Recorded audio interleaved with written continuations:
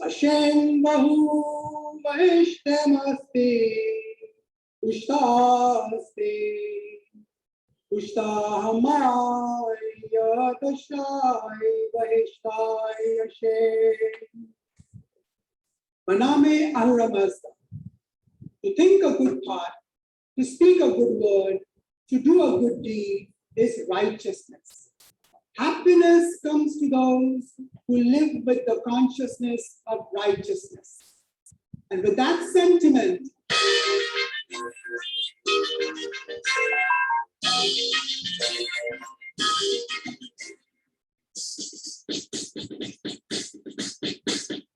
ladies and gentlemen, this is Meheraban and welcome to Humata, a program designed to build oneness with the consciousness of righteousness in humanity.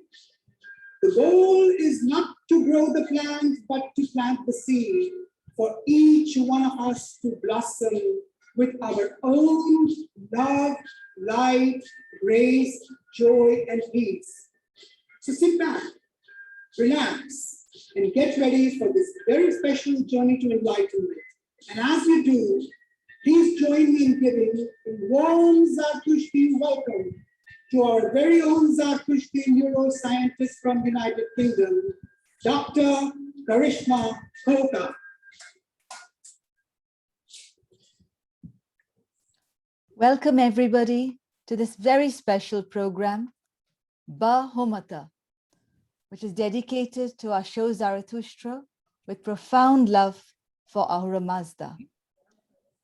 In Humata, which means with good thoughts, we're pleased to welcome you, where the principles are to conserve and share the knowledge of the prayers, principles, and practice of the Zartushti Dhyana, to honor our priests and our knowledgeable elders, and to build a bridge of communication between the elders and the youth, so that with good thoughts, we can grow this fellowship and grow world peace and happiness and prosperity for all.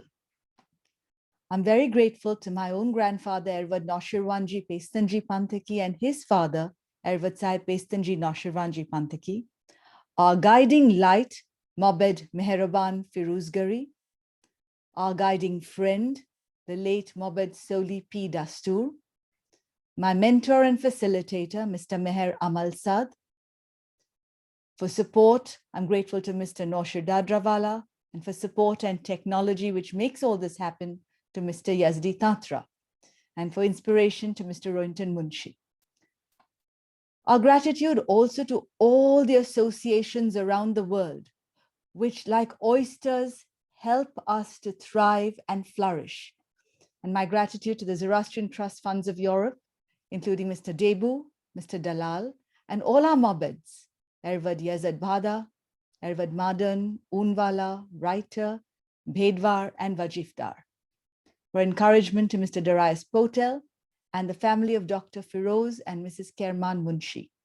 And gratitude to all Ashavans around the world and my parents and all the great Pravashis who make our lives easier today. Our core team you can see in front of you, but also gratitude to those who helped share this message. Please share your screen. Please share your screen. Yes, Dee, I am actually sharing screen. Baba, can you see the screen? Okay, go ahead. Go ahead. So gratitude to also the people who helped share the message, Parsi Khabar, Zoroastrians.net, Parsi Times, Worldwide Zoroastrians, everybody, and also to our young fellowship ambassadors who make sharing around the world that much easier for us. As Mobed Sahib Firuzgari has taught me, from Asho Zarathustra's Gathas, we see a holistic message for how to live life. And this increases our ability to interact with others to progress together in so many different ways. And we aim to keep the elements pure while we progress, while we don't waste, and we grow this abundance. So today, our speakers will show us how creating a bountiful and prosperous earth using the wisdom of the good mind is possible, based mainly on Yasnaha 51.5 and 51.7 from Asho Zarathustra Sahib's Gathas, but also through related prayers. And the flow for today will be first the talks, which followed the protocol of Humata, the concept from the prayers, Hokta, the lines and words from the prayers with meaning, and Varshta, the speaker's own interpretation and action. We have with us Ervad Sahib Kaivan Antia, Mobed Meheraban Pouladi. We also have Behnaz Nanavatti and Mr. Alayar Dabestani, who have all been arranged very kindly by my mentor, Mr. Meheraban, who has also written the biographies. Now, after we have the talks, we will have questions from the audience addressed to specific speakers based on the talks. And then we will have our special Bahumana sharing section where any member of the audience can speak. We'd love to hear from you, your experiences with the prayers, with the inspiration to guide your life and touch the lives of others. And for this, please raise your hand so that we can unmute you and Mr. Yazdi Tantra will be able to find you.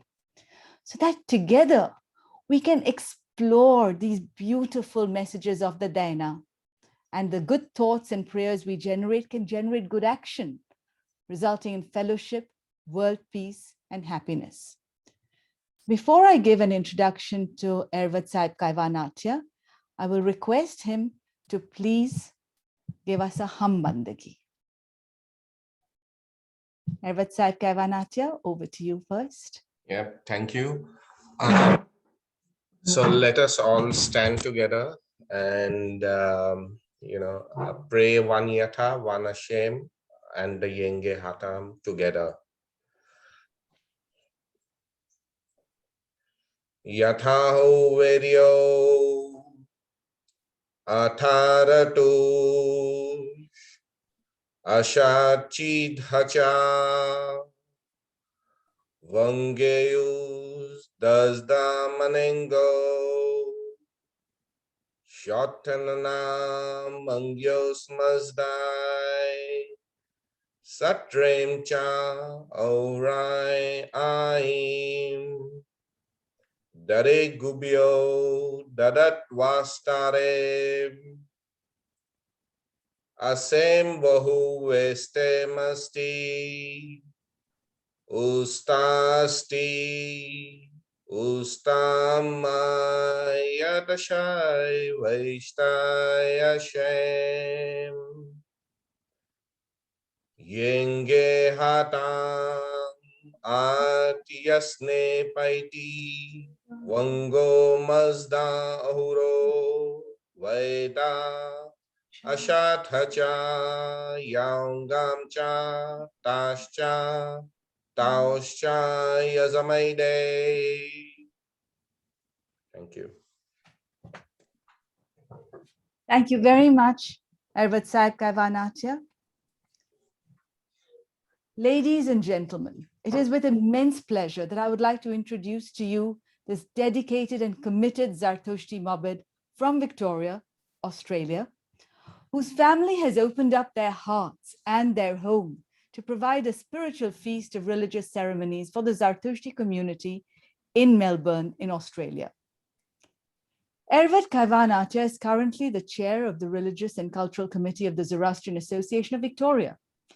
He settled in Melbourne, Australia with his wife, Havovi, and his children, Tushna and Fezan. Ervad Kaivan undertook his Navar and Martab ceremony in Navsari.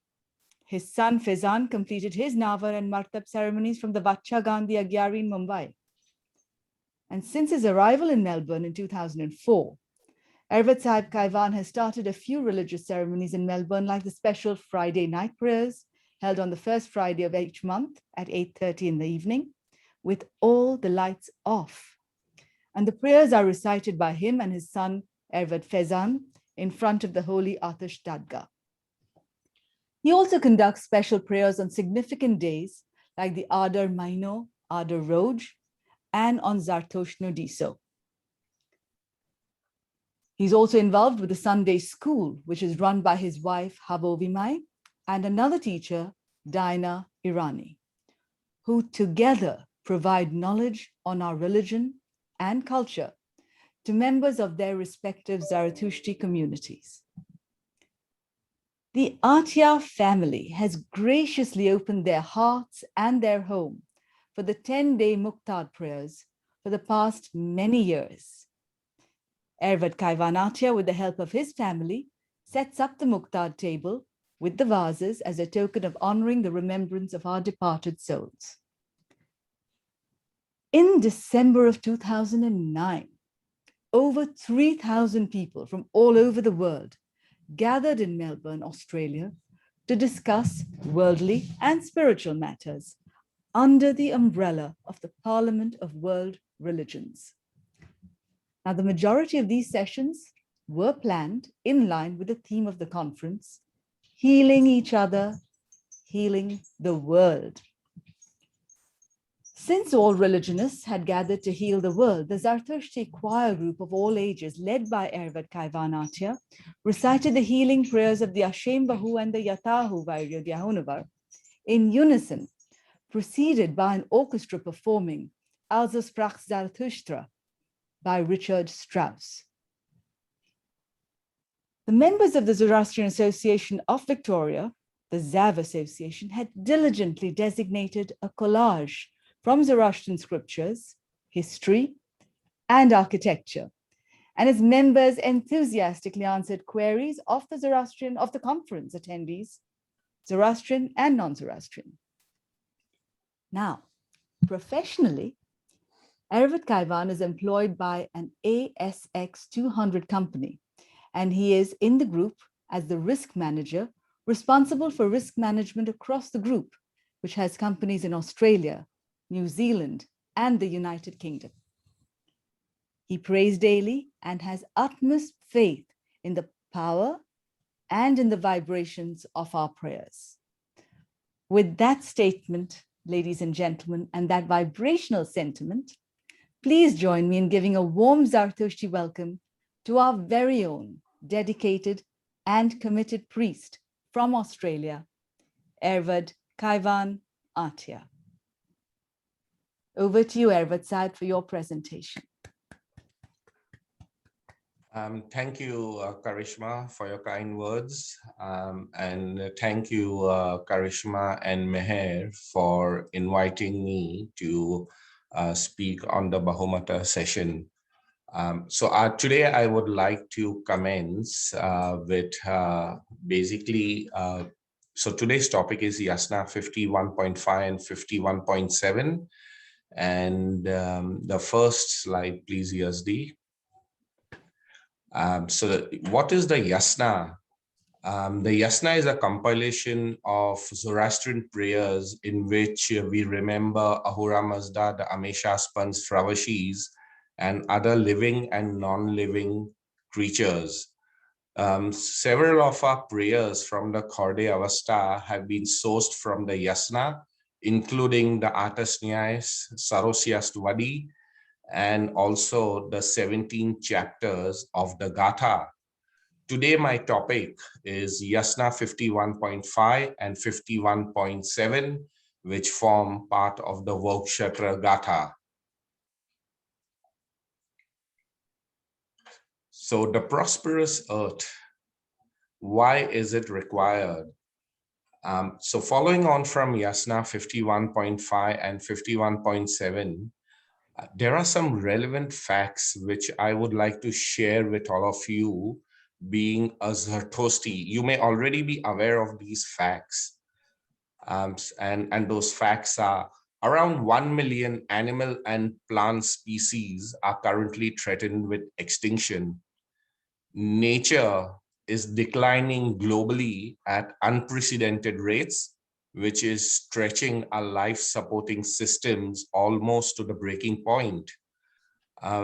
As some of you may have read in the news, in 2019, the Australian bushfires, which occurred over December 2019 and January 2020, burnt 18.6 million hectares with over 1 billion animals, birds, and reptiles killed. 1 billion. And this 1 billion figure does not include insects, the loss of which has been reported to be in the hundreds of billions. Our Earth cannot continue to sustain such events. Some other facts which are quite disturbing also are, in September 2020, the UN reported that despite some progress, the world failed to fully meet any of the 20 targets to protect biodiversity, which countries had agreed to in 2010. So 10 years later, we still haven't met those 20 targets under the Convention on Biological Diversity. And this undermines efforts to address climate change and increases the risk of diseases spreading from animals to humans. We've all seen what COVID has done over the last 1.5 years. And we all are going to be affected by this decline in biodiversity, including our children, their children, and future generations. A short window of time remains for us to do something about this, including restoring our ecosystem. But we need to act now, and we need to act today. So these are some disturbing facts which I wanted to present today on the current situation. And next slide, please, Yazdi. Thank you. So Yasna 29.1, Zarathustra's birth. So I want to connect the birth of Zarathustra with today's topic. And it was in response to Mother Earth crying out to Ahura Mazda to send a savior as she was being mistreated. This plea set off a chain of events which resulted in Zarathustra being born. Mother Earth being ravaged by humans was occurring then and sadly occurs today too. What I would like to do is, as we all know, the Gathas have been translated, and the Gathas originally are in a poetry form. However, most of the translations, they are in prose. So I was lucky enough in 1997 to come across this book, which was written by Jimmy Nadesha Sidhwa, who is an eminent radiologist in Mumbai. And so when I had met him at his office, along with my wife, Havavi, to collect the book, we started chatting with each other. And he said he had this urge to translate the Gathas in a poetry version into a poetry form, because that's what the original Gathas are. And so he actually retreated to a place. I do not remember whether it was in the hills or whether it was somewhere else, where he was inspired. He took a break from his work and he translated the Gathas of Zatos Pegambar Sahib into a poetry version. And so Yasna 29.1, which relates to Zarathustra's birth, I would like to read out from his book, his translation. Yasna 29.1. Unto you bewailed the soul of Mother Earth, who didst fashion me, wherefore given birth. Torn apart am I by anger and aggression, violated am I by rapine and oppression.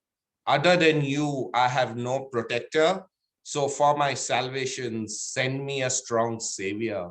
And this is such a beautiful translation and fits in directly to Yasna 29.1, Zarathustra's birth, which fits into today's topic. So we'll, if we can please go on to the next slide, please, Yazdi. Thank you. Again, Yasna 51.5 and Yasna 51.7. So this is the crux of today's topic. And from these verses, it becomes clear to us that Ahura Mazda created the 7 creations, and we need to use the power of a mind to do the right thing. So I'm going to read these verses out again from Dr. Nadisa Sidwa's translation. Yasna 51.5. All these questions the Savior doth ask on fostering life through Asha, his given task. By strength and uprightness of action and deed, he acquires through reverence deep wisdom indeed. He reveals himself as the righteous teacher, bringing blessings to the wise as the supreme preacher. And then Yasna 51.7. O thou who hast created and fashioned Mother Earth, who to the waters and plants hast given birth, grant me perfection and immortality, O Ahura, through thy most bounteous spirit, O Mazda, grant me strength of soul and life renewed, through Vahu Mano with thy teaching imbued. So as I mentioned previously, it becomes clear to us that Ahura Mazda created the 7 creations, and we need to use the power of a mind to do the right thing. Next slide, please.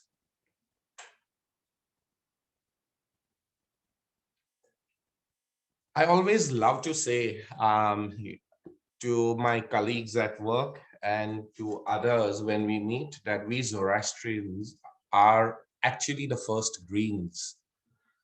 And our religion, through all these texts, teach us to live a sustainable life in harmony with Ahura Mazda's 7 creations. Zarathustra also taught us to tread an ethical and righteous path to bring about a state of perfection in this world. However, this is possible only if we show responsibility towards Ahura Mazda's creations. And the way I look at it is, if we allow or we perpetrate pollution and cause the defilement of all that is natural and good in the world, we are opposing the creations and we are opposing Ahura Mazda himself. So we do need to be mindful of this. At the end of the day, why are we born? We have been born to do battle for good and against evil. And it is our collective righteous thoughts, words, and deeds which will help Ahura Mazda to become strong and diminish Ahriman's power. And we have to figure out how to live sustainably together. When you look at indigenous people, the Aborigines in Australia or the Indians, they live sustainably and in harmony with nature. In fact, when I reflect on my childhood, even my parents or our parents, our grandparents and their ancestors lived very sustainably. We have a shared responsibility towards each other, and what you and I do today matters not only for us, but for the remaining people in the world too. Our religion requires us to act, for ultimately it is deeds which speak louder than thoughts and words. And the requirement to not pollute these elements is a major part of our duties for which we will be judged. And the best example I can think over here of not polluting the environment is our dakmas, which have been scientifically designed. I use the word scientifically, and I will come to that in a minute. And they have been designed to prevent the pollution of the earth. For example, just one aspect of it is when we put people, our loved ones, in the dakmas, and the rain falls, the rain passes over the dead bodies and flows into the earth.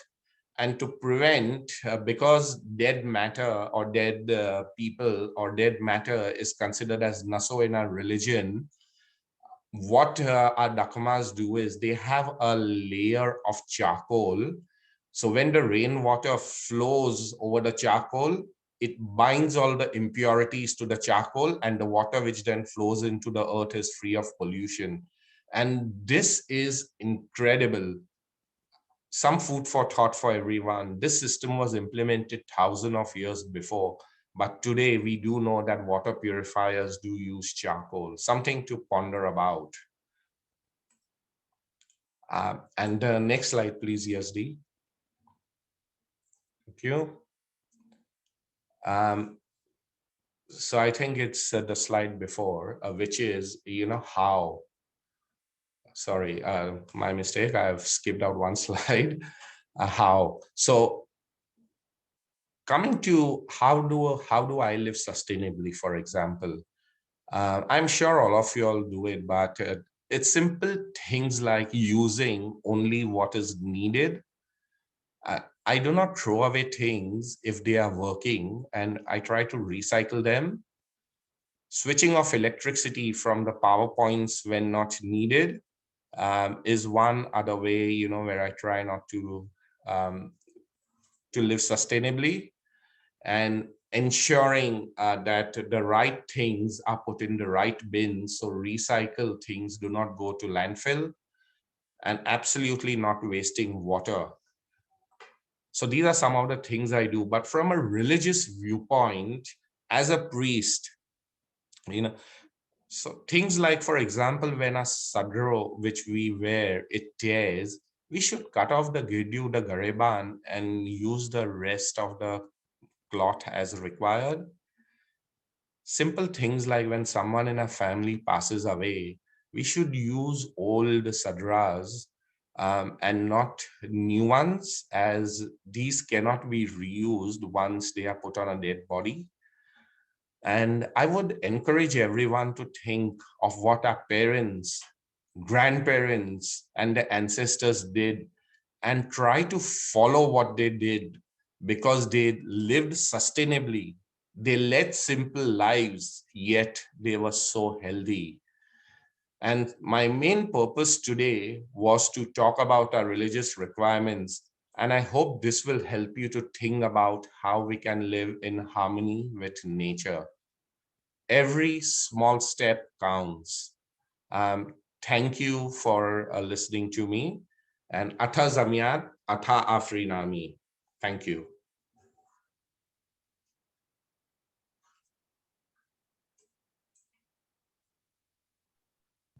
Thank you very much, Ervad Saib, Kaivan, Antia, for your patience in explaining all that to us. We are very obliged. Thank you. Our next speaker is Mobed Dr. Meheraban Pouladi, representing our motherland, Iran. He's a remarkable person. He belongs to a family who is known as the guardian of our rare and sacred Zoroastrian scriptures in Iran.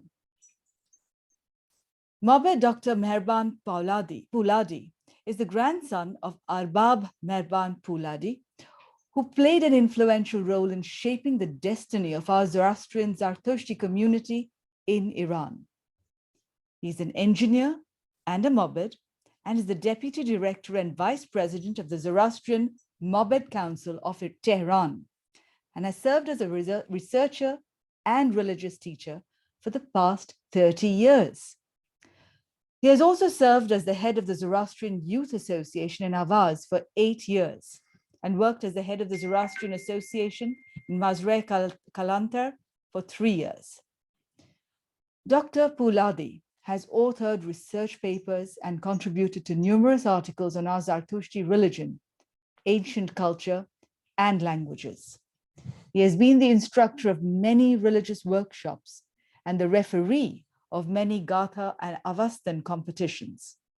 He has also attended numerous meetings and conferences about Zoroastrianism. In addition to his religious activities, Dr. Pouladi has worked as the directing manager of Anahid Civil Engineering Company, which provides design and supervision services in water and water treatment plants, irrigation and water transition systems, forestry, deforestation, as well as dams. His company has completed more than 100 projects in different cities in Iran. What an amazing accomplishment for the betterment of humanity. Our gratitude. Mabed Meheraban Pouladi has also collected lots of historical documents and many social, financial, and religious letters of the Zoroastrians, as well as very old Avestan manuscripts, and preserved them in his personal museum of manuscripts and historical documents, Pouladi's collection. Some of these documents and letters are more than 200 years old. This collection contains a number of Avestan manuscripts, as well as thousands of commercial and religious and personal letters and documents and contracts from 1832 to 1936. The dates of some of these documents goes back to the time of Poulad Tirandaz. Respected Poulad Tirandaz was Dr. Pouladi's great-grandfather. The content of these documents can clearly show the important and positive role of the Zoroastrians in the commercial, political, and economic affairs of the Qajar and Pahlavi dynasties. This collection includes some Avestan manuscripts, and the oldest Avestan manuscript is from 1645 AD.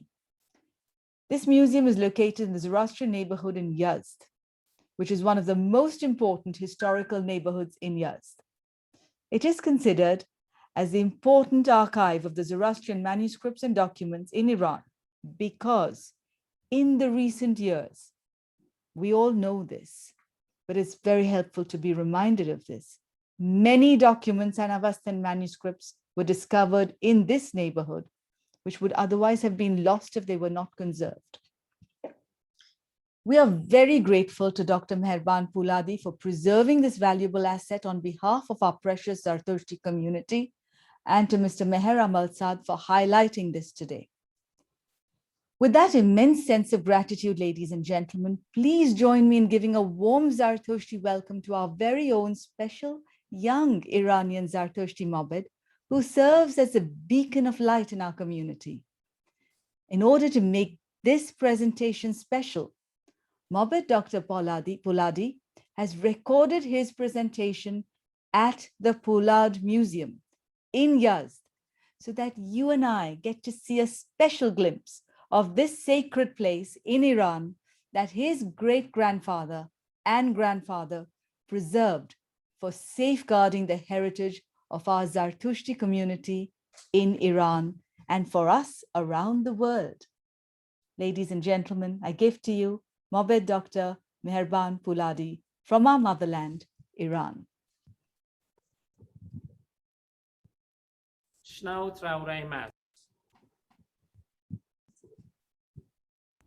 Ladies and gentlemen, thank you for this special opportunity to be of service to our global Zartushti community. First of all, I would like to express my gratitude and honor to your treasured presentation and to all those who are in charge of it. I wish you all the blessing of good health, happiness, and joy. Today, I would like to talk about Yasna Hot 51, sections 5 and 7, and how we can make a bountiful and prosperous earth using the gift of our good mind. In these sections, it's stated that Ashu Zartosh was selected to guide the people, and in Oshtabatkat, it's mentioned that he faced so many questions, such as Shnau Traure Mazda, Tatsvau presau eresh moivau aura. Nemanko ayato nemishmavato. Mazdau fliait vavan sachoyot mavaitein. Atne ashau friau dazda haukurenau. Yata avohu jimat manankau. For this reason, in order to have a better understanding of ourselves and our surrounding world, we must also ask and deal with different questions. According to Hot 45, sections 10, knowing yourself is the key to knowing your Ahura Mazda. And knowing God is the first and the foremost principle Zoroastrianism. So if a human seeks Asha by understanding the rules of the world, he or she should first try to recognize himself or herself. To know ourselves better, we should question about the material and spiritual aspects of our creation. This very fundamental point is stated in Yasna 55, section 1, and Gata 32, sections 11, and Dinkard 3. The physical and spiritual powers interact with each other and lead to the development and advancement of the universe. Therefore, based on Hot 51, section 7, and Amisha Spandan, in order to develop the Zoroastrian morals, ethical values, and a passion to help others. We should flourish knowledge in our mind and promote deliberation and liveliness and motion in the world. And after comprehending that knowledge, one should believe in it. This means that when we conceive and believe this knowledge in our hearts, it leads to faith and trust. This faith and trust lead to morality and ethics and good deeds. And through the good deeds, we can help to create a more progressed, developed, and prosperous universe. Also, by perceiving the spiritual aspects of our soul or Ravan, we come to believe in the second fundamental principle of Zoroastrianism, which is Amordad, or eternity and afterlife. According to Yasna 51, section 7, it's the Ahura Mazda who fulfills all our needs, and we hope that he bestows the physical power and pure wisdom on all of us, so that we can be beneficial and add to the development and prosperity of the universe. We should intend goodness and mercy for all the human beings and forget about all the bad things done to us, as well as all the good deeds we have done toward to others. I would like to end my speaking by reciting a part Avesta.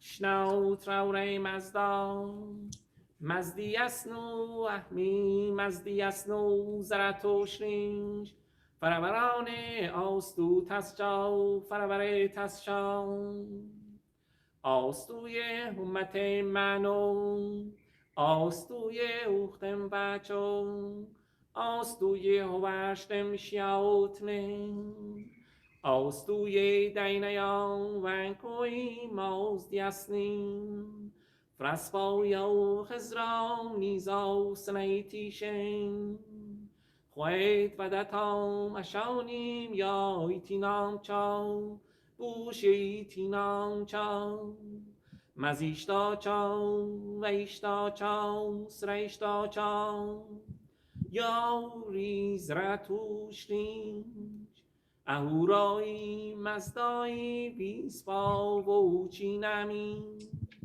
ای شاوستی دینیا ماست یسنویش آستویتیش جسم من که مزده جسم من که مزده جسم من که مزده امه اوتاش دیورازه برترقنه اورازاتی برینتیاز شاپراتاتو تواشی غزاتی زرمانه کرنه زرمانه درغو غزاتی اشم و ویشتمستی اوشتا هستی اوشتا احماییت اشایی ویشتا یشن ایدون باد ایدون ترج Now, Our respects to Mobed Sahib Pouladi. Thank you very, very much, Mobed Sahib, for being with us and for sending us this message. Very kind of you. Our next speaker is a young speaker, but a very dynamic speaker. She's also our ambassador, Behnaz Nanavatti. She holds the potential to become a future rising star within our global Zartushti community. Behnaz Nanavatti is the youngest ambassador of the Humata Prayer with Action program. And she was also the youngest official delegate from India at the 2019 7th World Zoroastrian Youth Congress in Los Angeles, California. With a passion to practice corporate law, she intends to pursue a career in law with a bachelor's in business administration. She stood first in her class in the year 2019-2020 and also received a scholarship. Bravo! She stood first in her class, but now she's serving on the management committee of the Zoroastrian Youth Association of Pune, whose prime purpose is to foster interaction and assimilation amongst the Zarathustra youth of Pune. She is also a prominent committee member of the Federation of the Zoroastrian Youth Associations of India, whose main objective is to hold youth seminars all across India to promote the spirit of communal unity and solidarity. She truly enjoys volunteering at communal events like the Gambars, religious screening and documentaries that the Pune Zartushti Seva Mandal organizes for senior citizens. She also works part-time at the Food Gallery, which is a family-owned proprietary firm involved in the profession of culinary arts. She loves helping and volunteering at the Junior Red Cross of Pune. Now, Behnaz has a soft spot for children and devotes her time to help them at the Bright Beginners Preschool during their major events like the annual day and the sports days. Now, with that vibrant sentiment, ladies and gentlemen, please join me with all your gusto to welcome this lovely, lively, and our future rising star from India, Behnaz Nanavatti. Good evening, good morning, and good afternoon, wherever you are. I thank Dr. Karishma for giving me an honored introduction. My name is Behnaz Nanavatti, and my opportunities to serve in various fields comes throughout the various organizations that I've been a part of for the last few years now. right from the regular practice of helping our local priests in cleaning the agyaris every Sunday, to giving voluntary services during ghambars, to presenting grains and groceries to the deserving, or even handing over chocolates and snacks to the children on the roadside, has been an experience by itself. Now, last year during the pandemic and the sudden lockdown that was imposed in Pune, through an NGO that I am involved with, I had the opportunity of visiting them, several orphanages and old age homes, and providing them with basic needs like ration, just so they longed for. The happiness in their eyes and the smiles on their faces made me realize that even this small gesture on my part could make such a big difference in their lives, even if it was just for a few days. Through the same NGO, I was able to distribute chocolates, beverages, and juices, Tetra Packs, which is normally not done when donating for the cause. The thank yous and the hugs I received from the children ranging from 3 years to 12 years made me realize once again that some things we take for granted are but a privilege for them. During this time, I realized how unfortunate their circumstances are, and that even if a small part of our society can contribute to such causes, they can create an environment of love and joy amongst these unassuming sections of our society. The word environment may mean something to each and every one of us. To some of us, it may just mean our surroundings, which indicate the outer environment. But for some of us, it may mean the society that we act upon in, our inner environment. To enhance our inner environment is what I'd really like to elaborate upon. Every day, we face tons of options. They bombard us right from when we get out of bed to what we should do next. Some of these choices are tough. Some of the joys are tough. Others require patience and dedication. But then again, there are tempting choices that we do, in fact, resist. They can creep up on us when we don't even realize it. But the time we do, it's too late. Like any other cautionary tale, we may end up falling prey to certain choices because the environment cues us around. Even if you set out to complete a particular task with the best of your intentions, it's no use if your environment dictates otherwise, is what my father would say. We look around ourselves and other people, objects, and the way our environment is set up to determine how we should act, how we should behave. If we can change this environment within ourselves, that is our inner environment, then and only then can we change the environment around us, that is the outer world. To do something out of the ordinary or expand our additional effort without immediate benefits or any benefits at all to us takes up a lot of our willpower and nonetheless hope. There's only so much we can do before our mutual energy runs out.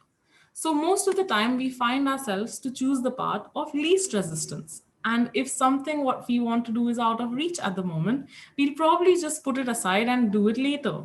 But this is what in fact takes away our effort. However, I could conclude by saying that design your surroundings to make better choices, not only for yourself, but for others first, so that your inner environment empowers you to change the outer environment. And this is what our topic for today was, creating a bountiful environment. Making changes to your environment makes it easier to do what was right and what is not wrong without having to think about staying motivated. It's if you set up that inner environment to the best of your decisions and capabilities and they come easily, then you can practice better habits. I would definitely like to thank Mayor Uncle and this entire platform for having given me this opportunity to express myself and hope that we all as a community make changes in our world, be it a small one or a big one.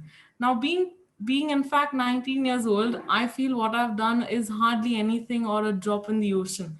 But all I can imagine is going ahead, doing more than this will definitely make me happy. That is my inner environment. Thank you.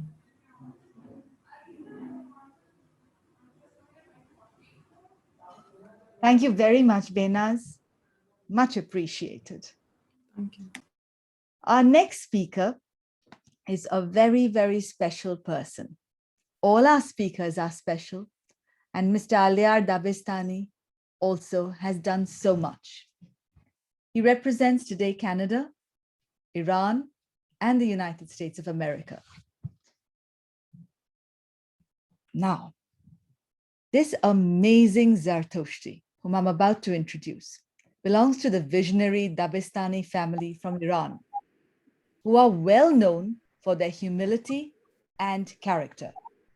They have lived useful and honorable lives, and their innate desire to increase the well-being of humanity leaves a legacy to be treasured forever. Alayar Dabestani, sir, has a family heritage which hinges on the motto, "A life of giving is a life worth living." With a passion to promote human welfare, service has been second nature to them. In their love of mankind, they recognize that we cannot progress alone, and there is such a thing as the common good.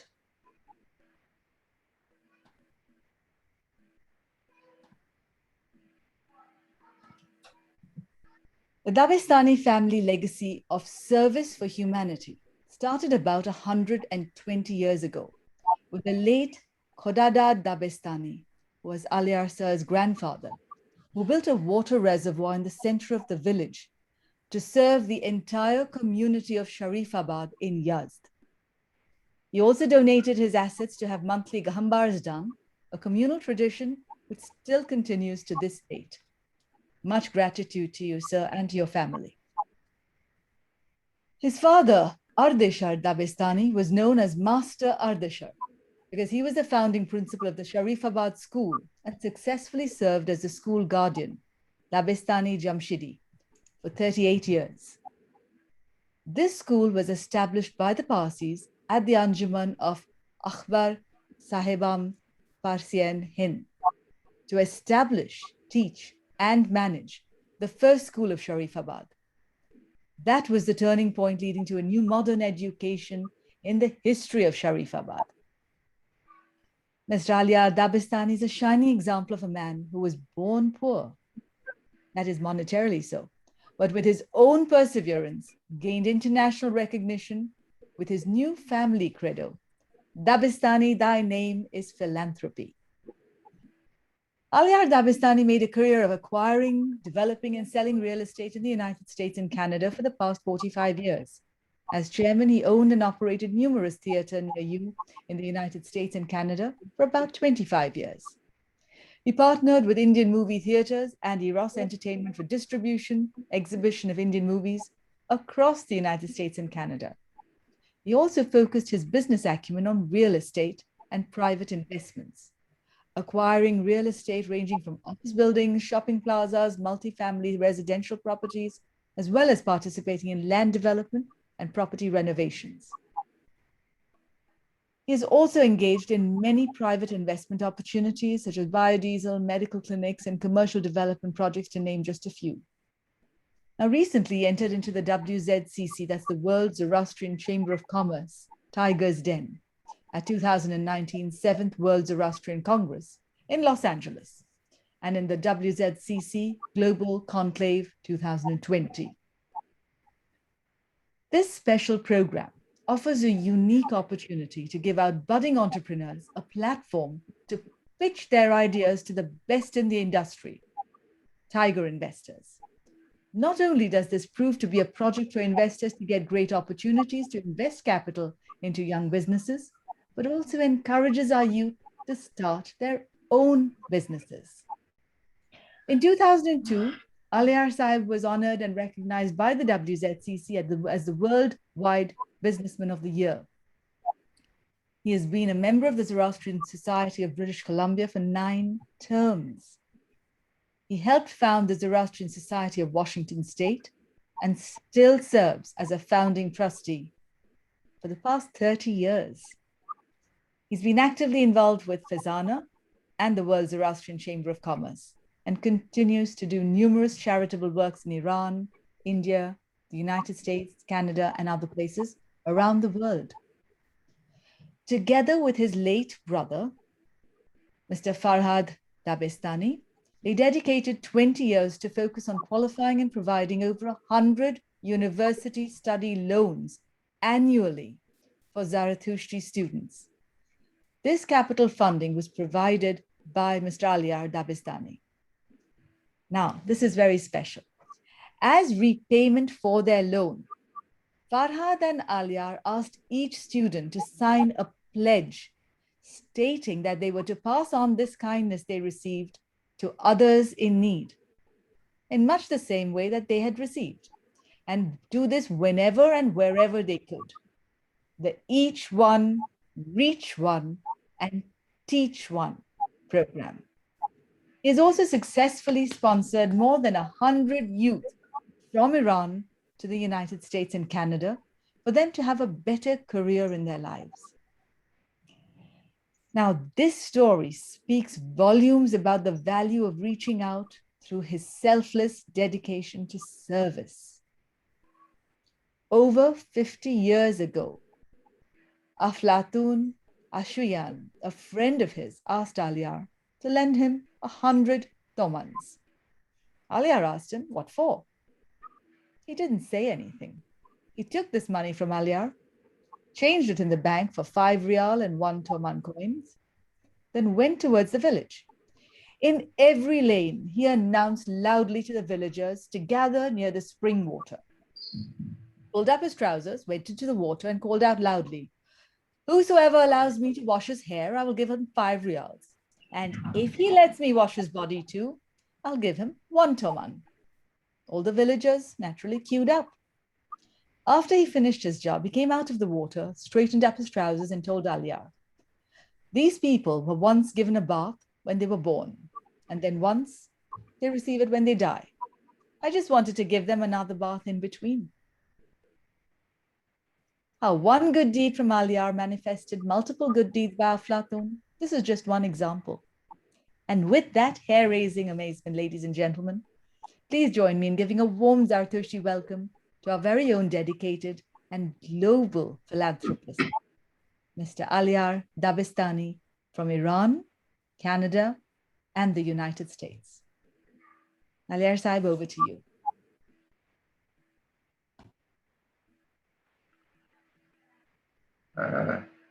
Thank you very much, Karishma. First of all, I want to really appreciate all of the good words you told me about me and my family.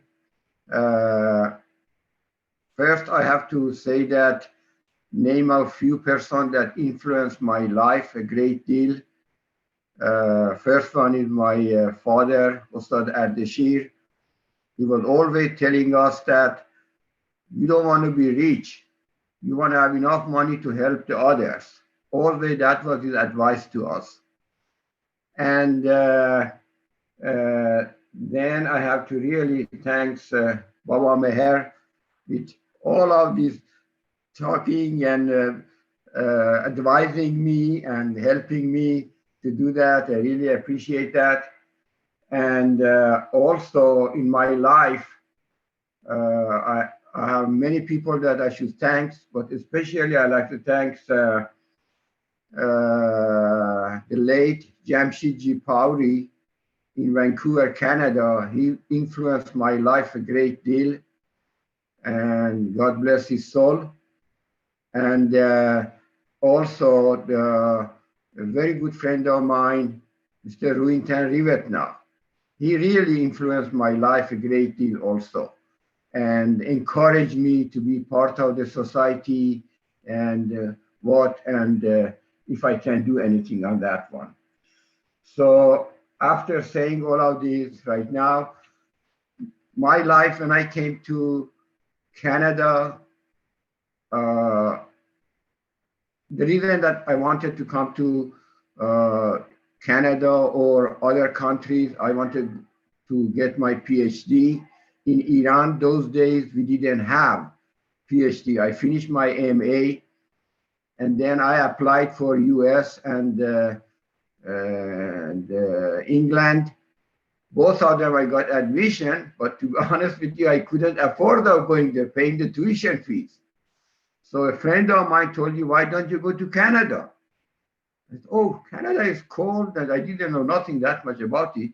But anyway, I said, no, Vancouver is a good place. And anyway, I got this visitor visa and came to Vancouver, and then I got admission through University of British Columbia to get my MBA, because they said that I cannot go to my PhD unless I get another I already had MA, so I got an MBA. And then when I went to change my status from visitor visa to student visa, gentleman who was immigration officer asked me, why don't you become immigrant? I said, oh, could I be immigrant? He said, yes, you could. You can apply. He gave me a form and said, why don't you come to our main office in downtown and fill out that form? One part of it was blank because I didn't know what to write on it, but how much asset and money you have. Then he asked me, why didn't you fill that one out? I said, sir, I don't know whether should I tell the truth or not. Or I said, yes, you become immigrant. Don't worry. Just tell me how much money you have. I said, Mr. Smith, to be honest with you, when I came to Canada, I had $1,200, but the first 2 months I had to spend all of it, especially $500 for my dentist. And other thing, right now, I don't have no money except I borrowed $200 from a friend of mine. Gosh, what you are going to do if you not become immigrant or something? I was hoping. So that was the beginning of my life in Canada. And then I started finishing my MBA and going through my PhD courses. So there are many things happened, and I have to mention a few of them because of the being Zartushtis, really. And we had good reputation. And first, I was looking for a job for $2 an hour, and I met one of my friends in downtown Vancouver. I said, one of my classmates said, what are you doing? He said, I'm in real estate. I said, what are you doing in real estate? To be honest with you, I didn't know. And then he said, are you stupid? I'm buying and selling properties. And then how did you get that job? He said, well, since we are graduated from University of British Columbia, we are exempted from licensing. They can pay you $1,000 a month for 6 months without doing anything and try to sell or buy real estate. That was my first job. Anyway, and so when those days, I'm the first Iranians to be in real estate business in British Columbia, and lots of Iranians were coming out of Iran because of the beginning of the revolution there, and everybody coming to me. I had fantastic business, unbelievable, while I was doing my PhD. And to make the story short, so I got that job, and before saying that, I have to mention that my education in Sharifabad was because of the Parsis and Anjuman Akaber Sarban Parsi on hand that financed that not only Dabestan Jamshidi, many other Dabestan in Zartushti villages. And so because we could not go to the Muslim schools, they said, no, you are not allowed. And it's only for Muslims, and we are not naturally. So I wanted to thanks to all the Parsis that helped us the time of our need. And this is our duty right now to work it together and have a better society. Then I got got into different businesses, and one of them I mentioned was the movie theaters, and how I got involved with that one again. And when they say that good word, good deeds, and good thoughts, again, one of the Iranian wanted to become immigrant. He didn't know English. He needed my help. I helped him and everything. And he said, well, can you come and translate it for us too? Which I did. And he wanted to pay me some money. I said, no. I'm not agent or something. No. He said, well, then why don't you come to Fort Lauderdale in Florida and become our guest there for 2 weeks, because you really helped us a great deal. So I didn't know they were in movie theater business. They had a movie theater chain called Movieco. And they showed me the way. I said, well, that's a good business if you want to get involved. And that was the beginning of getting into movie theater business. Actually, again, if you do something good for somebody, always pays back. And so I started with Hollywood movie theaters, and one of my theaters was in Toronto, Ontario, because I have 36 locations, frankly, in US and Canada. And one of them was Albion Cinema in Toronto, and that was a kind of second-run movies. I was not doing very good. One day, an Indian guy came to me and said that, can we show an Indian movies here? I said, gosh, I have enough problem. So no, I didn't know that, how good it is. So he asked me, I said, I cannot give it to you because I'm obligated to show Hollywood movies. He said, what about midnight show? So I said, midnight show is fine. So I gave him one show, a midnight show, and believe me, that one midnight show made more money for me than entire week that I had Hollywood theater. And then he said, can you give me a 9 o'clock show or something like that, which he did. And then we were showing Indian movies, changed the movie theater completely to Indian movie theaters, and that was the first one in Ontario, Canada, Toronto.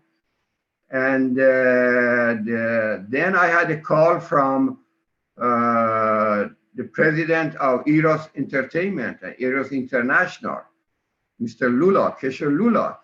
He said, Al, why don't you come to London? I want to meet you. I said, gosh, why you want to meet me? He said, well, I pay you your ticket, everything, accommodation. I want to talk to you. I went there and said, well, I want to give you the movie directly right now, rather than having another agent and rent the theater from you. And and then as soon as, make the story short, as soon as he found out that, okay, what is your religion, your belief? I said, Zartushti. He says, are you Parsi? I said, well, kind of, yeah, Parsis are Zartushtis too. I'm from Iran, but Parsis in India. He forwarded his hand and said, I want to be your partner. Believe me, because of being Zartushti there. And that was the beginning of being partner in North America with showing Indian movies all over, about 70 theaters and offices in New York and New Jersey. And make the story short, that was the beginning of being a Zartushti and good reputation. And then other than that, I've been involved with many other businesses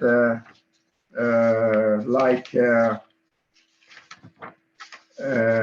drug addiction treatment in Oklahoma and Washington State through the methadone treatment. We had 4 clinics, and then we had a standard biodiesel company, and then I had some business in Kazakhstan also. And That one also, I went there and I tried to do a fast food business because they didn't have those days.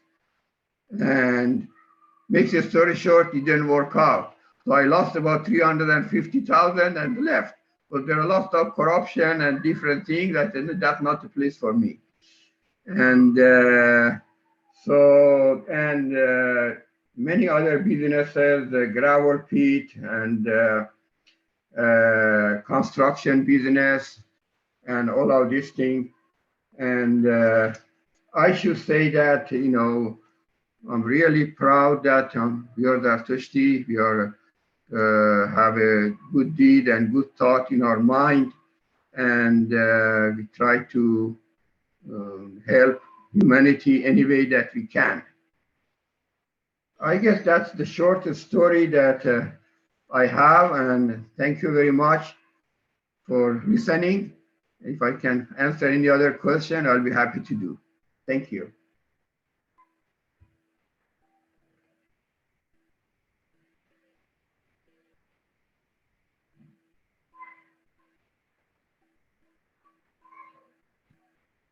Unmuted. Thank you very much, Dr. Dabestani. Very, very interesting story you shared with us, inspirational. You're welcome. So what we've seen so far is that through the understanding what makes up the Zartushti mindset, one can build joy and happiness for oneself and within us and on the outside so that other people can benefit.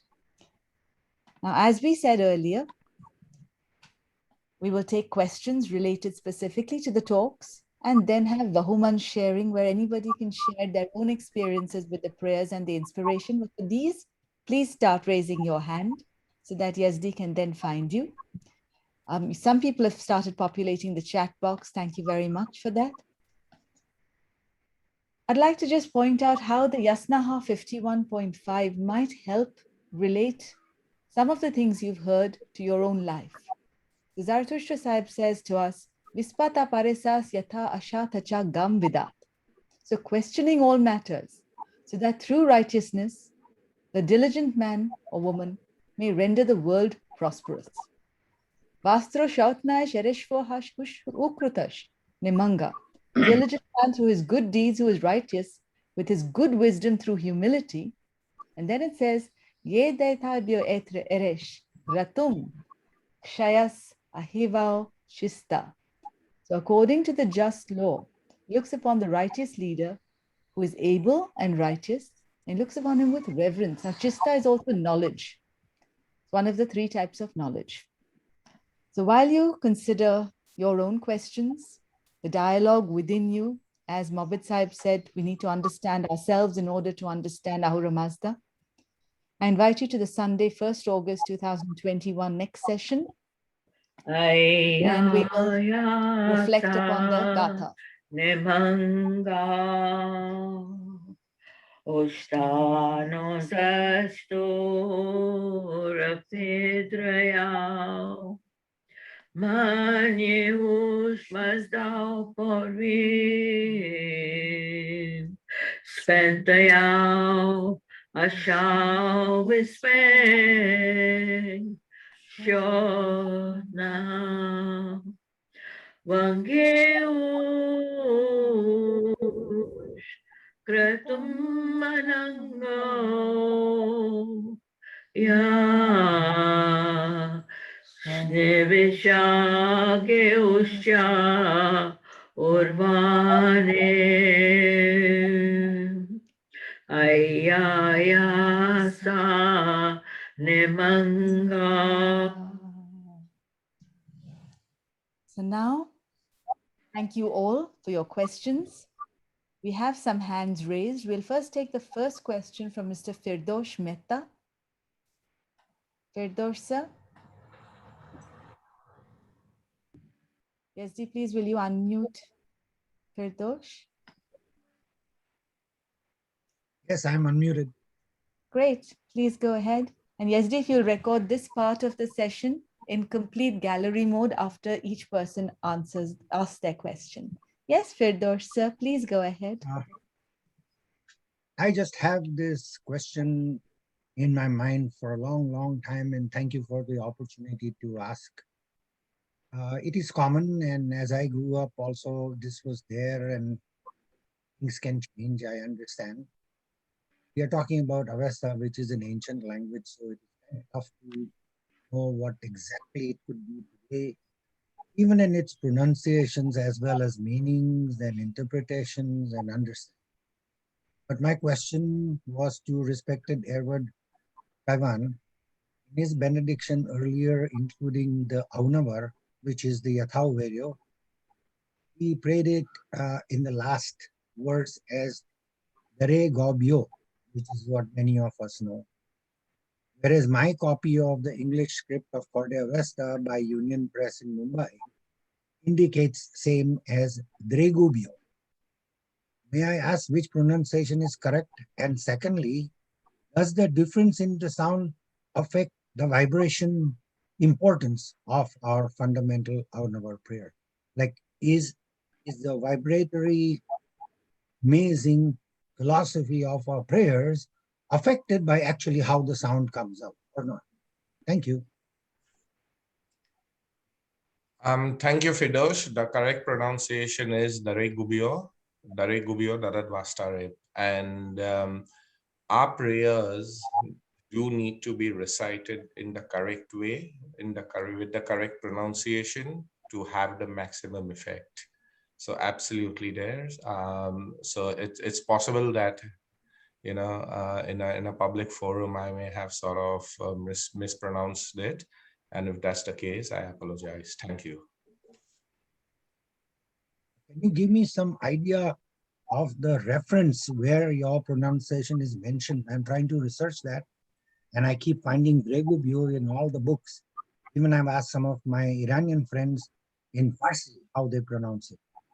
So I do not know in the Parsi style how the Dregubio came about. Is this just a sort of Parsi Gujarati effect on our Avesta prayer?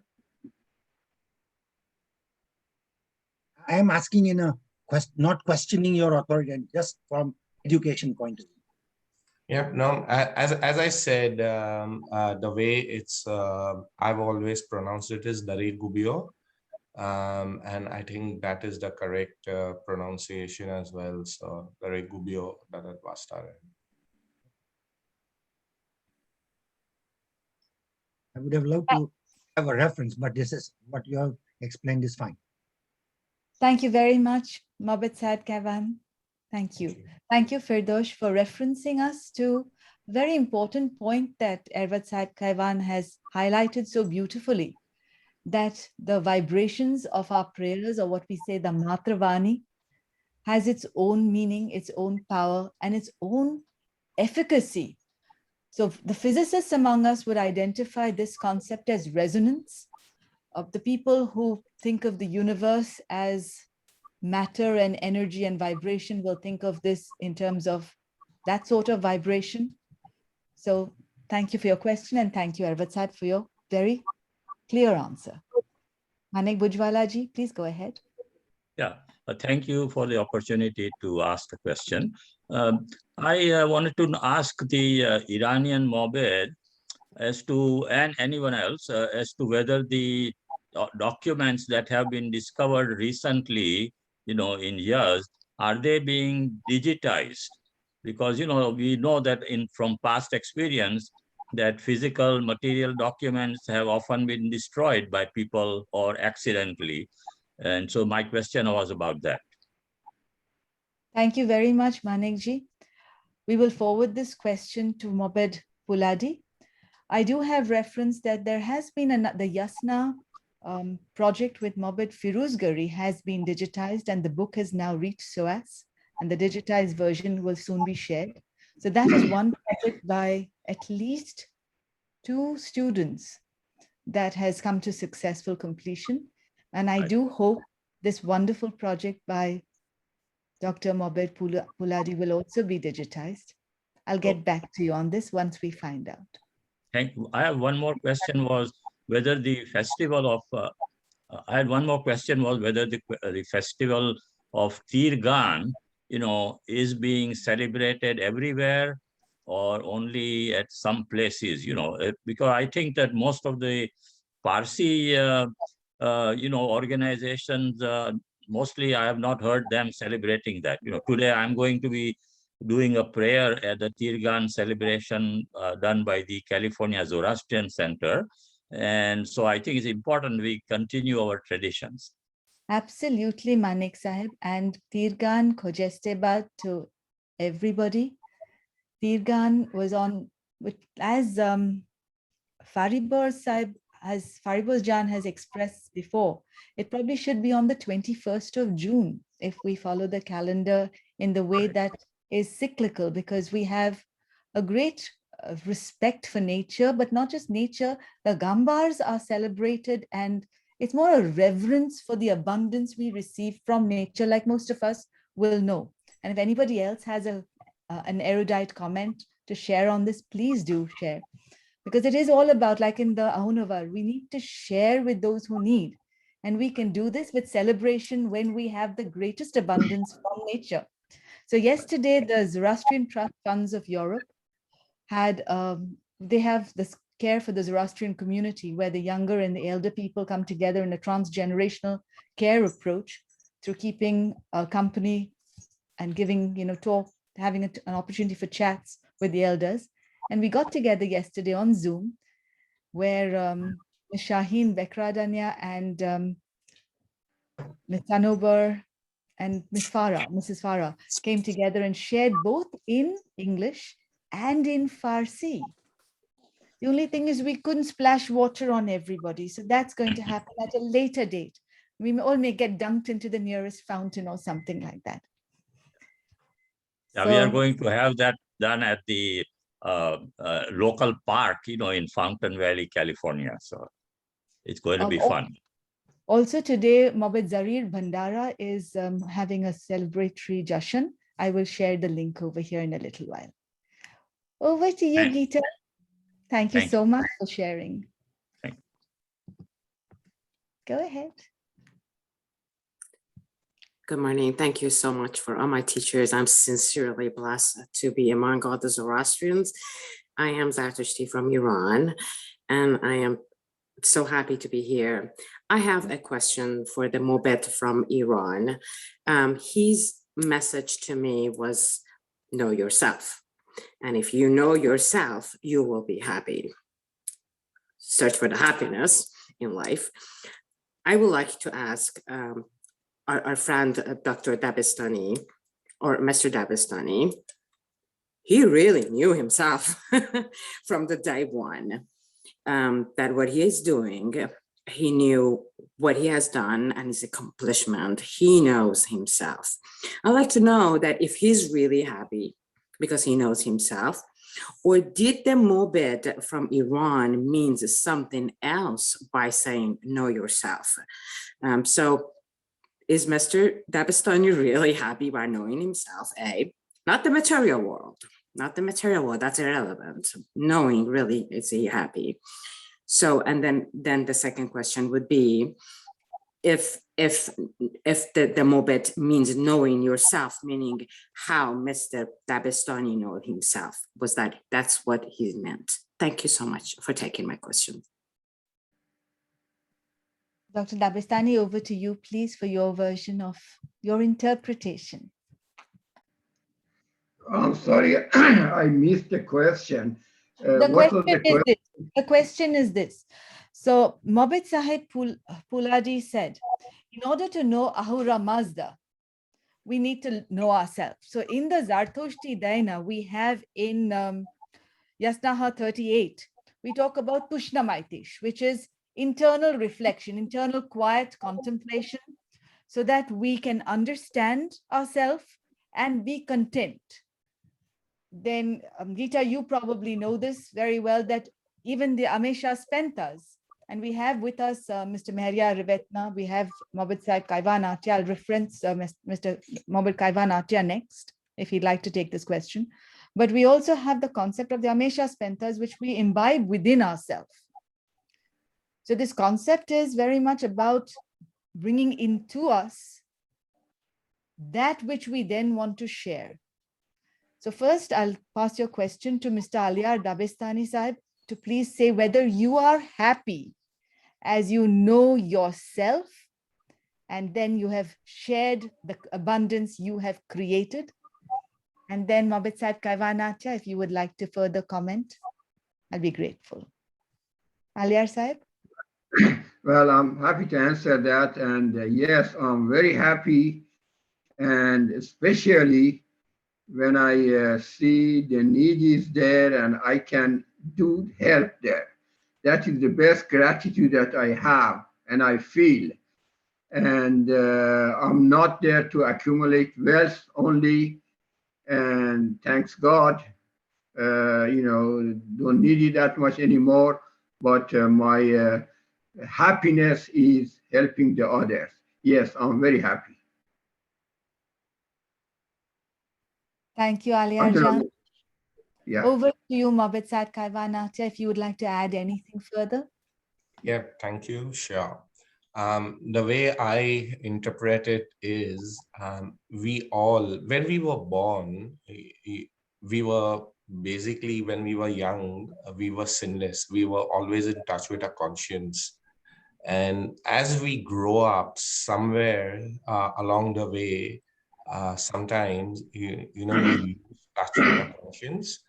And I think that is the key. We need to be in touch with our conscience because that is our guiding light. It is a beacon which tells us what we should do, which ties in directly to using our mind or good mind to do the right thing. And if we are in touch with our conscience, if we are guided by it, I think, we will be happy. There will be inner peace. You will be at peace with yourself. And that's what I think is very, very important. We all need to be in touch with our conscience. Thank you. What a beautiful explanation, Mobit Sahib Kaivan Antia. Thank you. Thank you. If there are no more further questions, maybe request anybody else would like to ask a question. Okay. Since there are no further questions, may we move on to the sharing section, the Vahumana sharing section, where anybody may please raise their hand to share any experience that you have had with the prayers, with your priest, with any healing, with anything that you'd like. Okay. We've got Auntie Armati Anand Sagar first, and then you. Yes, Auntie Armati Anand Sagar, please go ahead. Hi, Auntie KH Tujaru. I had some comments. I didn't have a question, but I wanted to ask Manik Bujwala if they are also, a few years ago, we always have the celebration on July 1st, and we do the Gambar.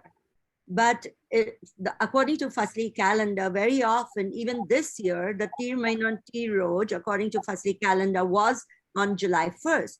But a few years ago, when we had our 150th birthday of Canada, we had about 250 people at our OZCF, our center, the Ontario Zoroastrian Community Foundation, and there was going to be lunch and everything. And the Iranian people, the contingent who came, explained to us something about the different colored threads that you make it into like a bracelet.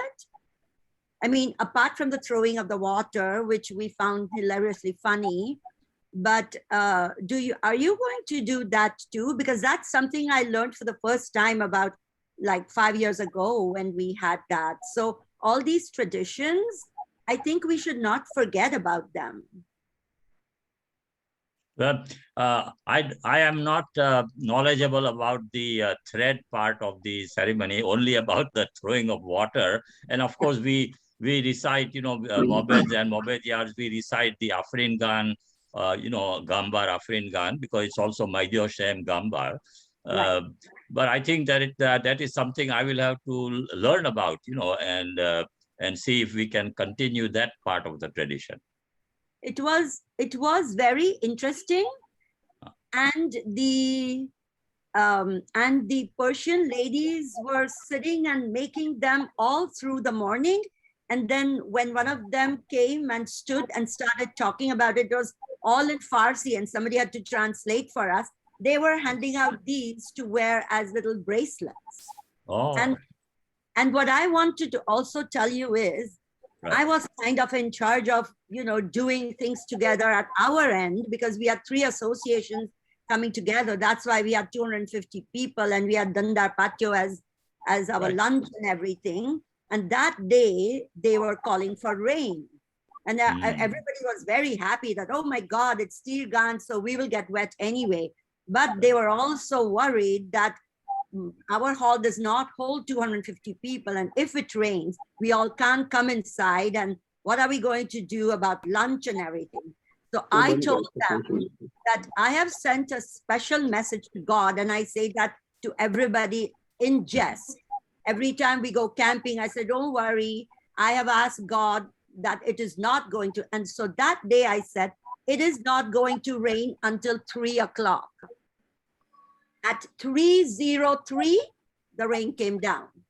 Oh. Until then, everything went smoothly. So I think if we send our request and manifest and ask for something, it is given to you on a silver platter.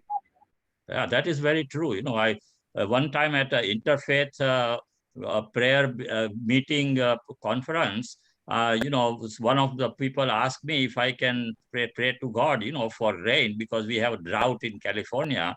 And this was like a couple of years ago. And I did the short prayer on the stage, while I did my prayer thing.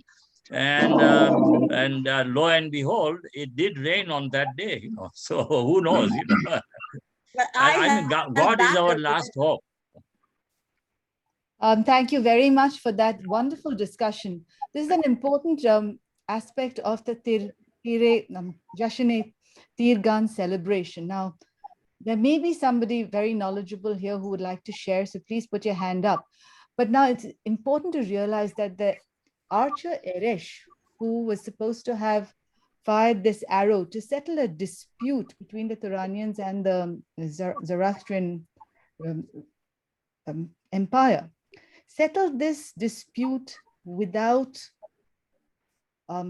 conflict, because his arrow fell so far that the Iranian empire also grew. Now, in addition to this, the bracelet tying is actually kept on the wrist for 10 days to celebrate. It can be taken to celebrate diversity, and make this point, not tolerance, but to celebrate diversity. And then after 10 days, it is put into the stream. This, together with the Moradola, the bead pot, and the Chokadola, the faith pot, is something that even Dr. Mary Boyce has highlighted. If anybody would like to talk about this and relate it to the bringing down of rain, abundance, and converting a dry land into an abundant oasis, please do, because this technique, like I mentioned earlier in my presentation, this technique of celebrating intellectual, economic, emotional, and social abundance, progress, and prosperity with Spentamainu is something that the Zarathushti Daina has embedded within it, which the World Zoroastrian Chamber of Commerce is now bringing back into society and celebrating. But it comes to a point where one appreciates this phenomenal engineering, this phenomenal science of the great Iranian ancestors we have, who in a desert could bring about the gardens that was bringing about abundance, fruit trees that in today's world will not grow even if we give it fertilizers and produce that much abundant resource, which then goes on to be shared during the Gambars. So we'll take a comment, knowledgeable comment from Faribos Jan first, and then a share from Mobit Sahib Daraish Katrak. Faribos Jan, please go ahead. Thank you. Tirgan is about the star in the sky, which is called Teshtar or Tir. It is the star which appears during the monsoon season. And in ancient days, it was a sign that the rain is going to come, and especially the Nile River is going to get flooded, which was very important in those days, and it was part of our empire too. The seven colored string that they make is the rainbow, again representing rain and the coming of rain and the rainbow in the sky. And all this, we today celebrate it as Tiruz and Tirma, but actually that is because we lost our calendar and we were all, we didn't have a purpose. So we found a purpose of having it on Tirma and Tiruz. But actually, just like Nowruz, when we have it on the vernal equinox, or Yalda that we have on the winter solstice, Tirgan should be on the summer solstice on the 21st of June, when it is the longest day. And Orash throwing the arrow goes from morning, from sunrise to sunset. That is again a symbol of the longest day. So it's all about the longest day, but because we lost our original calendar, we went on to celebrating. We had to look for a purpose, and the purpose we found was that it is Tirma and Tiruz. But actually it should be on the solstice, which is 10 days before. If any other questions on that, I can answer that. Thank you.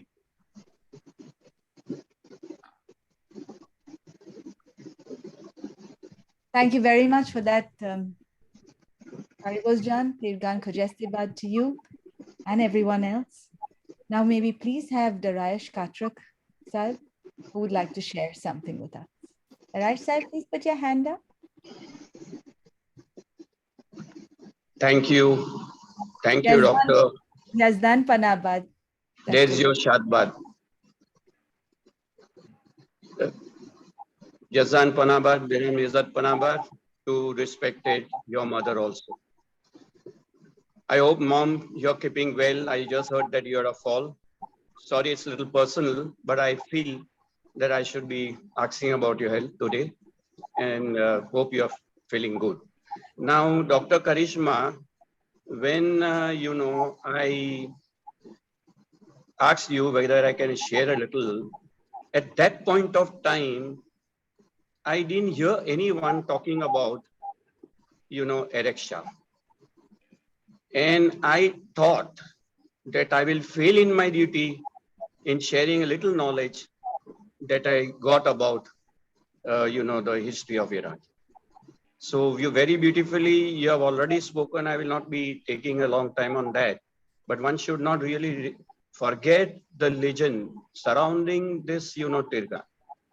This Erek Shah, he was a very, very important archer, I am given to understand, in Iran.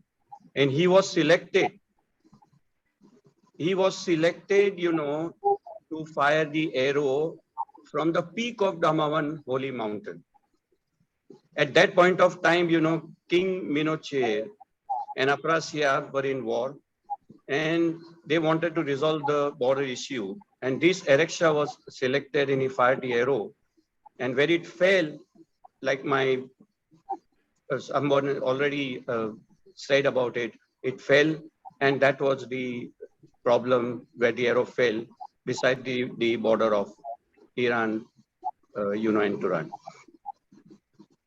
Karishma, there is another thing I would like to know from my Iranian counterparts, that there are many other, celebrations like Jasan-e-Sadeh is one of the very important celebration that is going on, I understand, as for the Pasli calendar over there.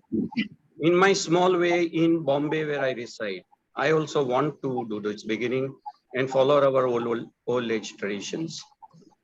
So we would like this counterpart from Iran to guide us in to our Zoroastrians in India about this celebrations which goes on over there. What we know little about it is from the social media, which is appearing on the WhatsApp. Like I would be interested to know details on the flying fire, which is there in Iran.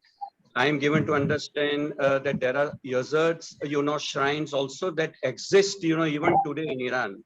I have been personally with my 2-3 times to Iran. First time when I've been to Iran, I saw Behram Yazid shrine in Tehran. Later on, I came to know there is one also in Yezd, and recently I heard that even there is one in Kerman. Now, this is after talking to several people. But when you give an opportunity to this gentleman from Iran, I would like them to educate us over here in Bombay that when in India that when we happen to go to there, we want one person to spend a little time with us and explain to us this our old traditions. We go to Pasagarh, we go to Persepolis, we go to Naxai Rustam, we explain the historical inputs and whatever we know about it. But my personal interest will be in our old age religious traditions, like Toshi ceremony, I'm told is going on over there. Mukta ceremonies are going on over there. Flying fire, I would like to know that there is one in Zainabad. Is flying fire exists somewhere else also in Iran? That when we come to Iran, we would like to visit these places. Over to you, Dr. Karishma. I'm just Karishma, your little one. To you, thank you, and to everybody around the world. Thank you, Dasturji Sahib Darayesh Katrak. Thank you also for the recent talks you've been giving on Zoom. Thank you to Zarir Sahib. Since you have said you would like to hear from the Iranian perspective, before we move on to our 3 people who have raised their hands, here is a surprise for everybody.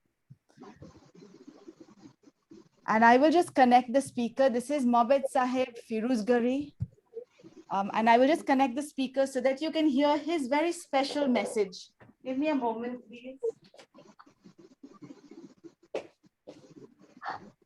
Thank you, Mama, for holding that. Haji. Mobed uncle, please could you give any message you like? I don't have a sound. Thank you. Thank you for the honor, Karishma. Do you hear me? Do you hear me? I don't hear you. I'm putting the speaker on, so you won't hear me. But could you give us any Iranian perspective on the 7-colored bracelet, on Tirgan, on anything that is of Iran, on the flying fires? So we've already had Fariboz Jan giving a little idea about the Tir, Teshtar Tir, and the archer Eresh. But anything you would like to address the global audience with? As a sudden surprise, you have come on. I'm so happy. I thought limited to this Ervad, but I see that you had others to explain to you. Anyway, that Ervad is a 7-color woven thread, which is tied up like a bracelet. So anyone can tie to anyone, and it's to carry the memory of the archer who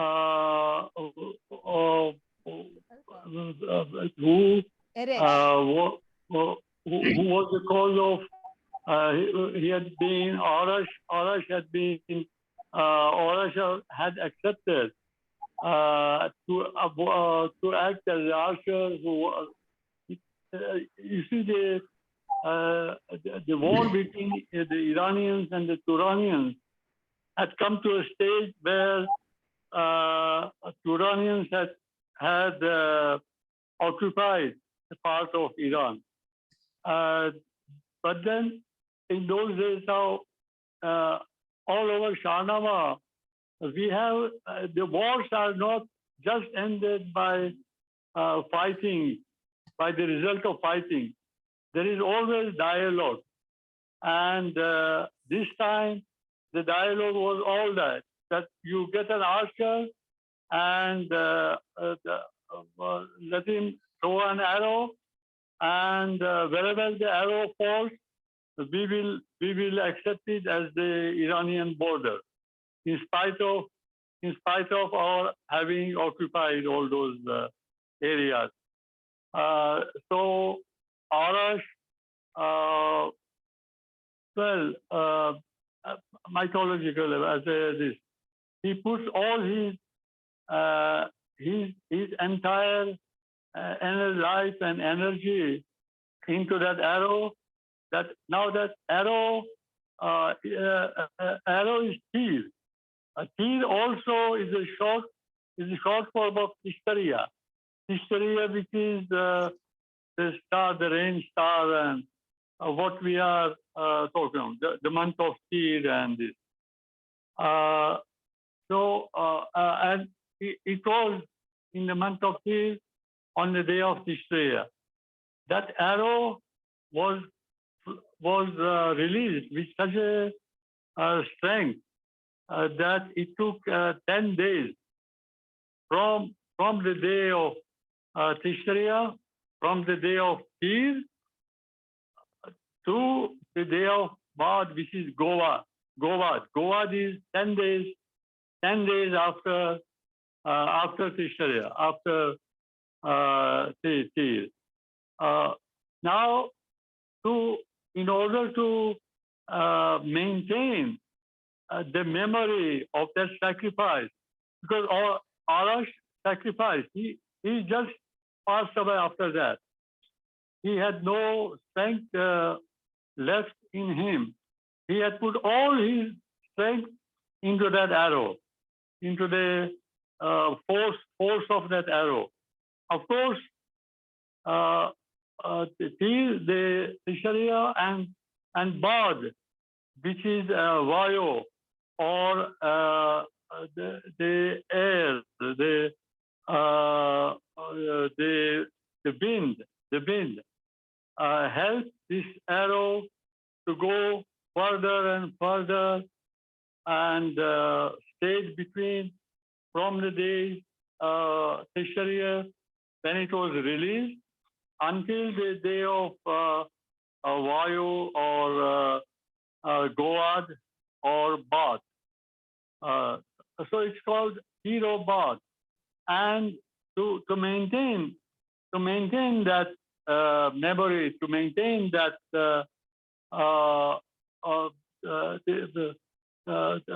to remember every year that incident, this bracelet is kept up.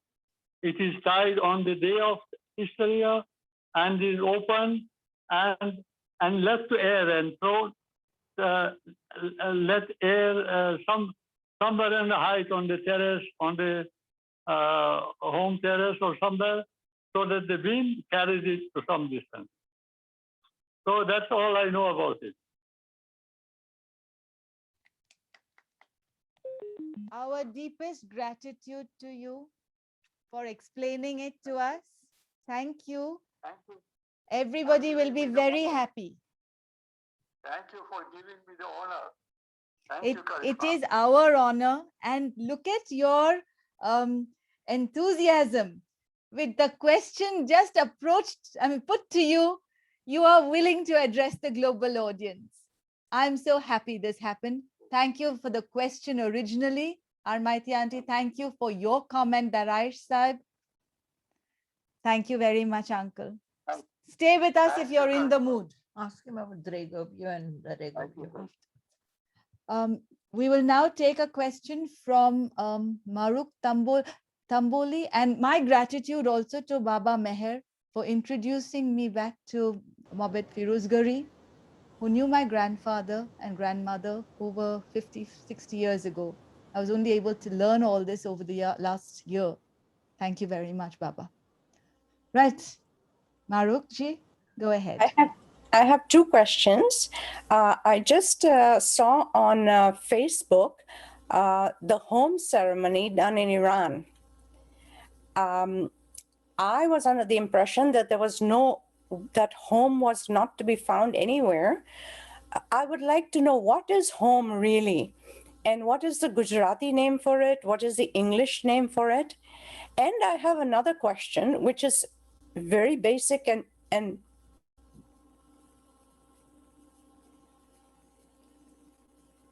can I ask the other question? No. Uncle Mabed Sahib Firuzgari, there is a question from Maruk Tamboli. You can see Maruk here, who is asking, she's very grateful to you. We are all very grateful to you. She's saying, in Iran, what is this home ceremony? Hame log ko home pise ne? Yeah. Then we extract the home, then at the end the home is put back into the, remember you said that it's put back into the well at the end of the ceremony, going back into the groundwater. She wants to know the Iranian version, Maruk Tamboli, because there is, it was recently broadcast, the Iranian version.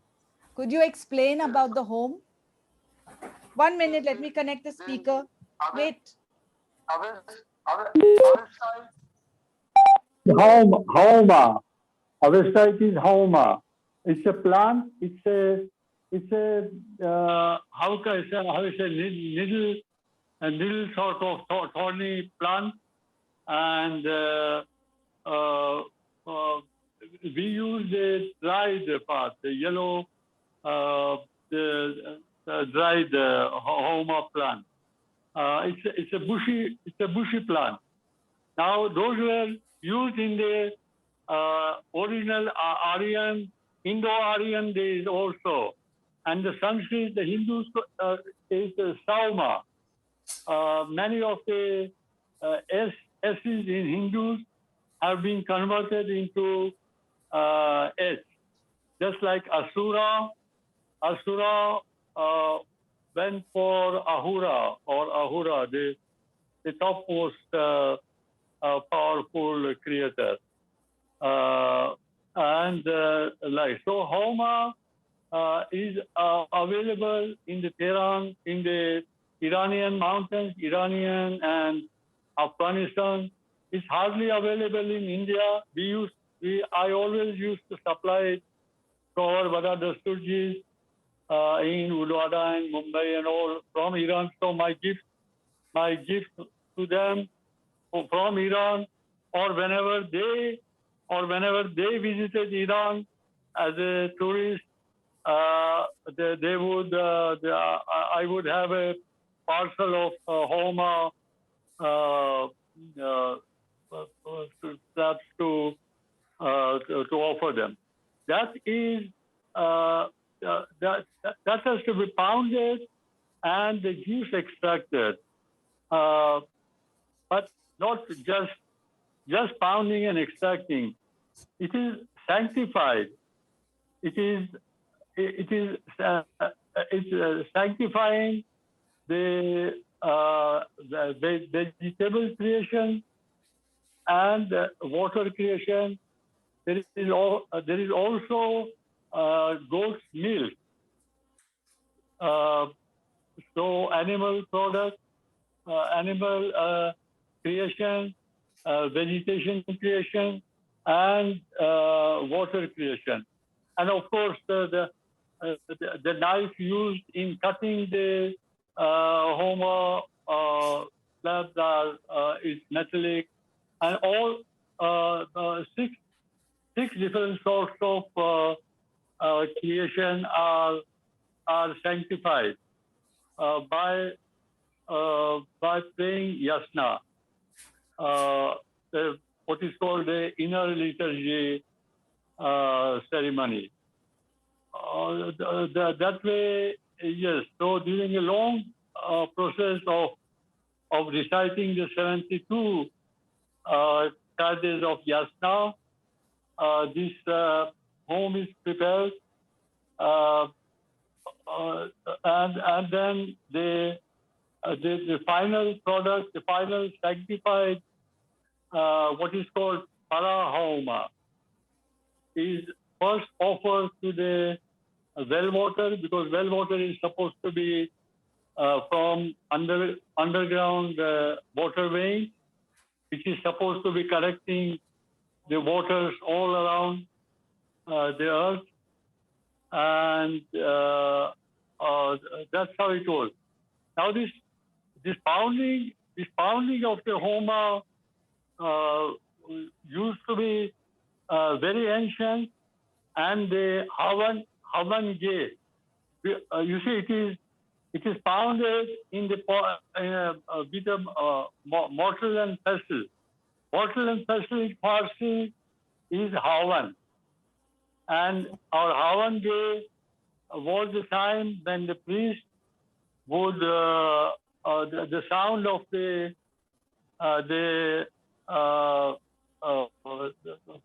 pounding of the Homa would wake up everyone, knowing that it is the Havan Gate, it is the start of the Havan Gate, and they would stand praying for the Havan Gate.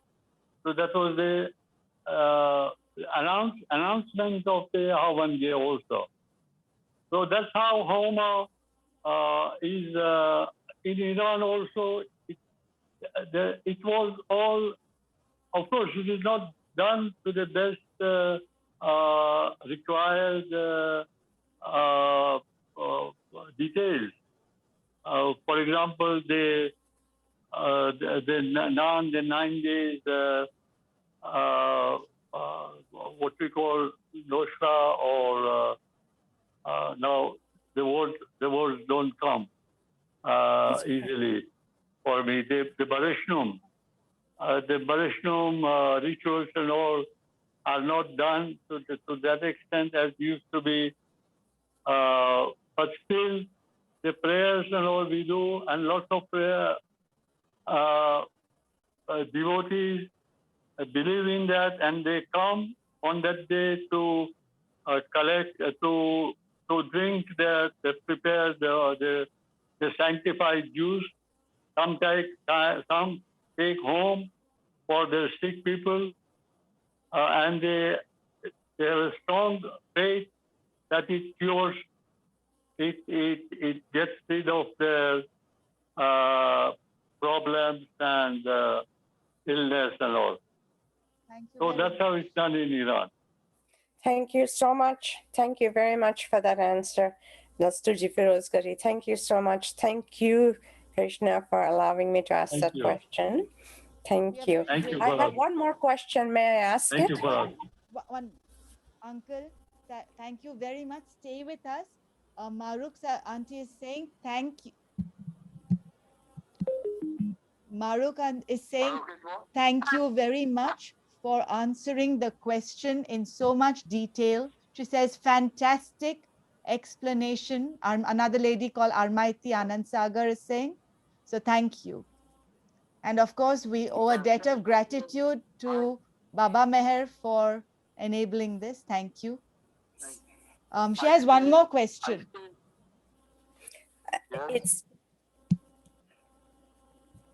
The question is very quick.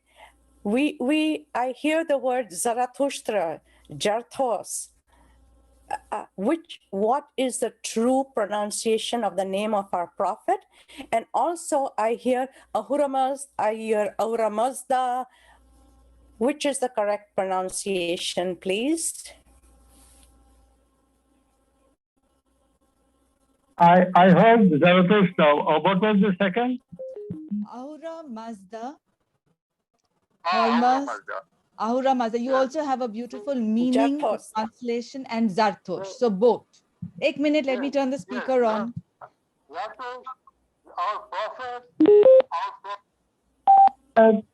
Is Zarat, Ushtra. Zarat is golden. Zarat, Zarin, and Zarat is golden. Ush is brightness, light, and Tra is a star. So, in all, it may be just a title, Zarathustra. It's a shiny, the golden star. Yes. And Ahura Mazda, Ahu is life, is the origin of life, the creation of life. Ahu. Ahura is the creator of life. Ahu is life, Ahura is creator of life. And Maz is magnificent or majestic or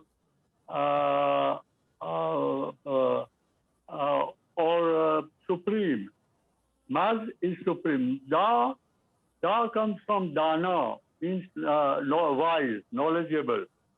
So Ahura Mazda is the supreme wise life creator. Thank you. Something like that. Sorry, Thank you ever so much, everybody. My English is very poor now. They don't come to me. Dasturji Sahib, Uncle Meheraban, you were fantastic and a much needed explanation of Ahura Mazda and of Zarathustra. Thank you very, very much. You can see the love that you're receiving. With that, I'll also like to thank Darayash Katrak Sahib for your question. Much gratitude, Marukji, for your beautiful questions. And Baba Meher, much gratitude to you for connecting us around the world and facilitating this beautiful program. We will now take the next question from Parham Sasani. Thank you for your patience, sir. Please go ahead. Thank you so much. I'm from Australia. I just wanted to say thank you to Baba Meher. He knows me for whatever he did for put all of us together. And then also I want to say hi to our Dasturji Mobed Sahib Meheraban Firuz Gary. Meheraban uncle, this is Parham Sasani from Australia, and he conveys his respects to you and gratitude for all your answers and explanation. Thank you. Thank you very much. Thank you very much. We will now take a question. Thank you. I didn't have any question. I just wanted to say hi to our. We'll take now a comment from Geeta, if you like. Go ahead. And then anybody else who would like anything to share. Thank you. This is a question I have. I don't have a comment. If I understood Mr. Dabestani correctly, he said that for his good deed brought him happiness. For all the things that he did for other people brought him happiness. And his message to me is the happiness, it's a feeling. It brought him a good feeling. So then that tells me, from learning from his message, that good is a feeling, and it's not like Ibrahimi's religion is good and bad. So if that is the truth, do Zoroastrians believe in duality like Ibrahimis do this, do that, or do they believe in choice? Thank you. I'll put that question to Ervad Antia, who is with us, Kaivan Antia, who is with us all the way from Australia, if he would like to take that question. And then if Mobed Firuzgari wants to take it, we'll go with Yasnaha 30.2, Stauta Geusha Varanya Kakayan Tanuye Narem Narem, and talk about choice from there. After we talk about listen and reflect. And we also have other learned people. Ervad Sahib, Kaivan Antia, someone had question Levuchke.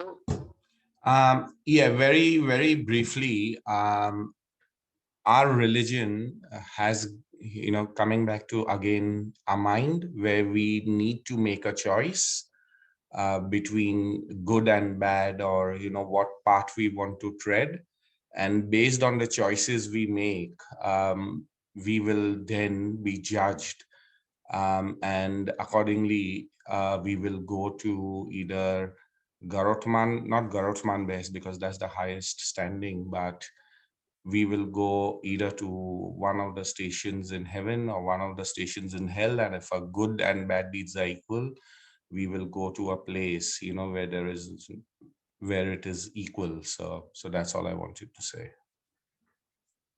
Thank you. Thank you very much, Ervad Sahib, Kaivan, Antia. Pointed, very detailed yet profound explanation. On that note, if anybody else has anything else to share, please raise your hand. Otherwise, we will request Ervad Sahib, Mr. Yazdi Tantra to close after a prayer from Ervad Antia. Oh, we have a question. Not question. No, we have a comment. We have a share. Sorry, I forget. We do have a person in the audience here as well. I heard people talking about rain. I had a wonderful experience at one time when I went with my husband to the unit. My husband was in the Navy, and we went to collect our rations to the unit. And we were collecting non-veg stuff from there. And some droplets of blood fell on my hand.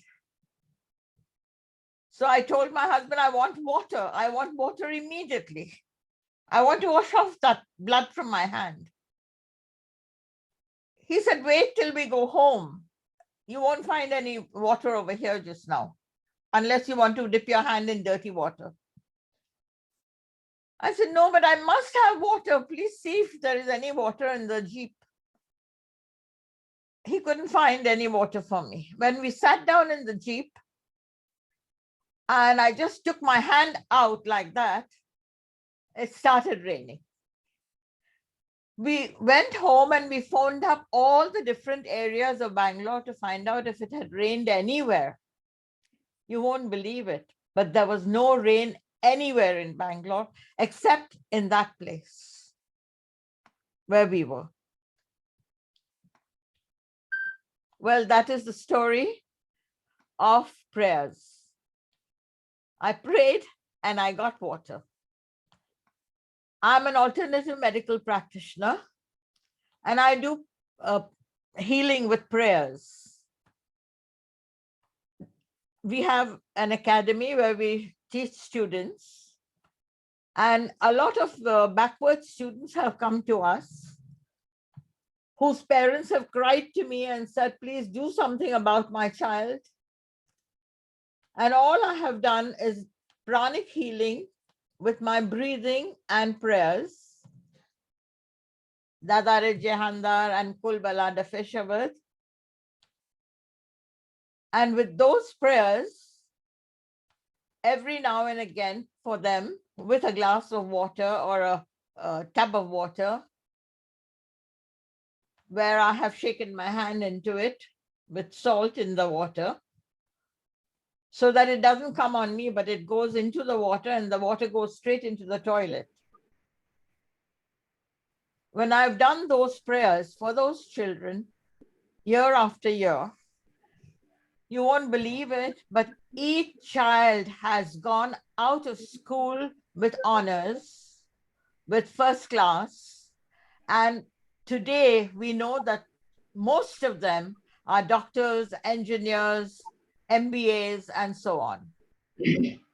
So much so that a very backward child today is doing PhD in medicine, in medical engineering or something. No, medicine. And another child in medicine. He's in Australia. So it is possible. And there are a lot of such experiences we've had. The power of prayers is tremendous, especially our prayers. Thank you. And gathas are something that are even stronger.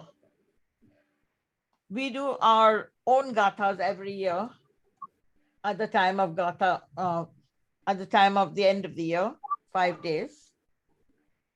We lay our own table, our own flowers and everything. And Karishma and I, we pray year after year. When anybody dies in the family also, we pray for that person ourselves. Thank you. And it is really, really works. It really works. I recommend this to everybody, to say your own prayers daily and with great fervor, with passion, as though you're talking to God, and that God is just energy all around you, within you, and everywhere. If you touch a tree or a plant, you'll get the same energy as you have within you. So please pray fervently, with passion, with all your heart and soul, and you will get your results. Thank you. Thank you.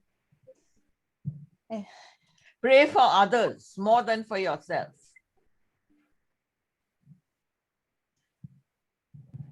Ervad Sahib, Kaivan, Antia, would you like to now close the session with Aham Bandagi, please? If you would, please. Thank you very much. Yeah. Thank you, Karishma. Yes, so let's all pray the Yathaviryo Ashimo and Yenge Hatamage.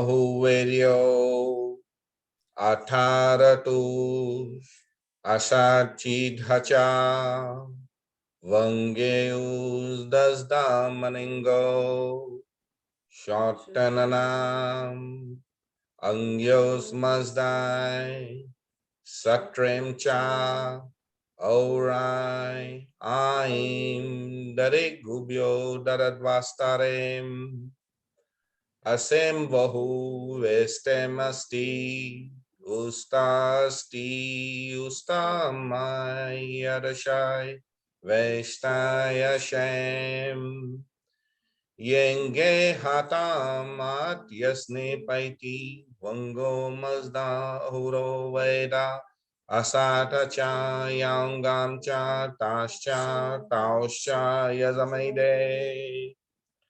Thank you, everyone. Thank you very, very much to all the audience for being absolutely splendid. Thank you for your patience. Our deepest gratitude to all our speakers. I think we've got everybody, and deepest gratitude to Mr. Yazdi Tantra, who stays up so late in the evening, night, to help us with this program. Thank you, Yazdi Sahib. God bless you. Thank you, all our speakers, and thank you, Baba Meher. Thank you. Good night, all, or good morning. Majur Hama Ashwabad. Thank you. Thank you.